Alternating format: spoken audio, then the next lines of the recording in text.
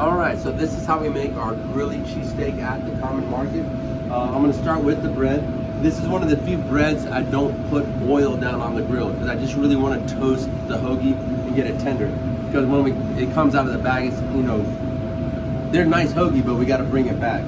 So I'm gonna just set this in the bag and put it on a dry grill. In the meantime, I'm gonna get our order of roast beef. It's a 4-ounce portion of roast beef, and we're gonna shred this.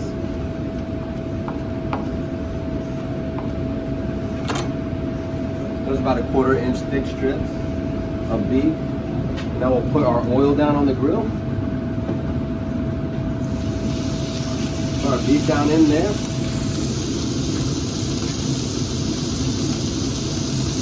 Beside that, we'll put our onions and peppers. Now notice, I don't pile it up, right? I don't want to trap the steam. I want everything in here to touch the grill and to create some bit of caramelization. So don't pile everything up. It's not just making it hot. I want to make it good. So I want to make it taste good. I want to make it like I would want to eat it. I'm going to season the fajita onions and peppers. So we don't season these when we cook them, because if we did, the salt will continue to draw all the moisture out while it sits and waits to be reheated and cooked for our sandwiches. So it is important that when we bring it back on the grill that we add some salt and pepper to this mix, because we don't want our food to taste flat. Don't forget about our hoagie here in the back. We're going to check that. You see we're getting some nice browning here. Now we're going to flip it over and get the top and bottom side just a little bit crispy.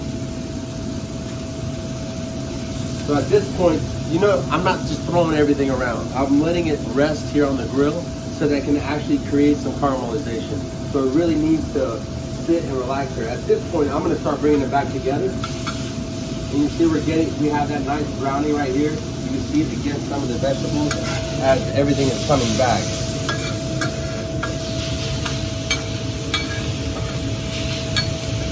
Now that our main ingredients are together, I'm going to add our Grille Cheesesteak cheeses, which is 2 slices of American, 2 slices of provolone.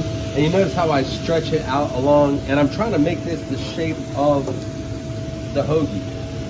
I'm gonna bring this together. Generally, there's enough moisture captured under this lid to melt the cheese. But if you want to help encourage that melting, you can add a little bit of steam. Not too much, literally just a tiny little bit of trap, and then this lid will do all the work. Don't make your food soggy, just a tiny little shot. Now we have some toasting on the top and bottom. We're gonna keep our station clean, make sure we get rid of all trash. We're gonna apply the garlic aioli. Now, when we put the garlic aioli on here, we had this one cook that worked with us, and I love the expression. It's called coast to coast.